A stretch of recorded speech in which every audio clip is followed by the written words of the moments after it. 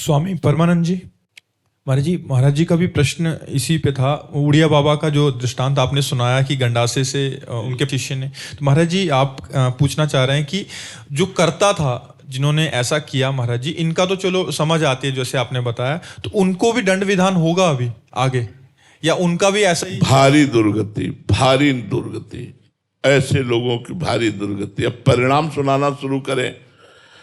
आत्मा प्रकाश स्वामी जी को जिन्होंने मारा, स्वामी जी ने नाम नहीं लिया, लेकिन 2-3 महीने बाद वो ऐसे पागल होकर चीख चीख करके कहते थे मैंने स्वामी जी को मारा, मैंने स्वामी जी को मारा। पागल हो गए, मैंने स्वामी जी को मारा।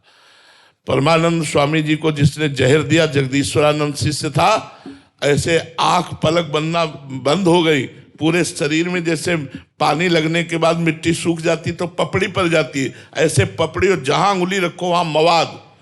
वो चिल्ला चिल्ला के कहता मैंने गुरु जी को विष दिया, इसलिए मेरी दुर्दशा हो रही, मुझे बचा लो। कौन बचाए? सड़ के मरा।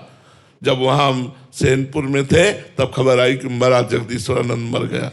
अरे संत का अपराध करने वाला, संत को दुख देने वाला, संत द्रोही, गुरु द्रोही कभी चैन से जी सकता है? अरे उनका विनाश निश्चित, घोर नरकों की प्राप्ति, और पता नहीं कितने कल्प के बाद उनको अवसर मिलेगा उद्धार का। नरकों में भूंजे जाते हैं ऐसे लोग, प्रेत योनि को प्राप्त होते हैं, दुखमय योनियों को प्राप्त होते हैं। संतों को मारना पीटना ये सब। अब आप बताओ, पाल घर में दिन का समय, मान लो संध्या है, सैकड़ों लोग गांव के लोग हो, वो बबर शेर तो नहीं था ना, क्यों खा जाएगा सबको। साधु वेश था। अगर तुम्हें लगता है बच्चा चोर है, तुम्हें लगता है ये ठीक नहीं है, तो फिर अगर दंड विधान लायक लगते हैं तो सरकार को सौंप दीजिए। बिल्कुल निरपराध संतों को दौड़ा दौड़ा के मार डाला। क्या अपराध था उन संत का? कोई कहते बच्चा चोर है तो तुम मान लोगे? अरे उनको हम कह रहे बैठा लो, पूरी रात उनकी जानकारी करो, जहां से आए हैं वहां से जानकारी करो। ऐसे कैसे मार डाला?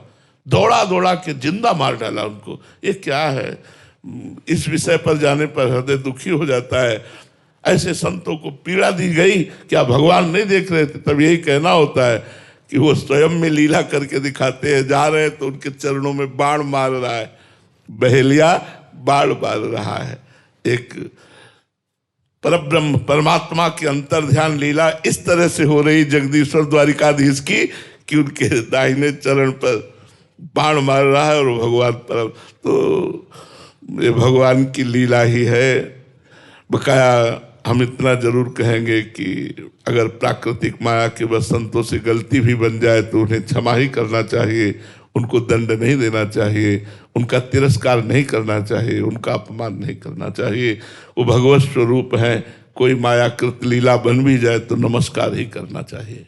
महाराज जी अभी साधारण जीव कोटि में आते हैं, ये तो महापुरुषों की बात होगी। तो महाराज जी उसमें अगर कोई हमें आक्रमण कर रहा है, दुर्व्यवहार कर रहा है, या ऐसा हमारे साथ प्रतिकूलता का व्यवहार कर रहा है, तो इसमें कर्ता का क्या दोष महाराज जी? उसको दंड विधान वो हमारे ही विधान से आया है क्या? उसका विधान में हाँ, जैसे कर्म से प्रेरित होकर के आप हमसे, हमारा कर्म आपको प्रेरित कर रहा है कि आप हमें मारो, हमारा प्रारब्ध है, तो आप विवेक के द्वारा रोक सकते हैं उसे।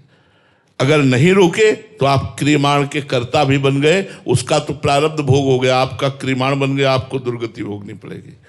विवेक के द्वारा आए हुए वेग को रोका जा सकता है। हमारा प्रारब्ध है कि हम ये करें, तो हम विवेक के द्वारा उसे रोक सकते हैं।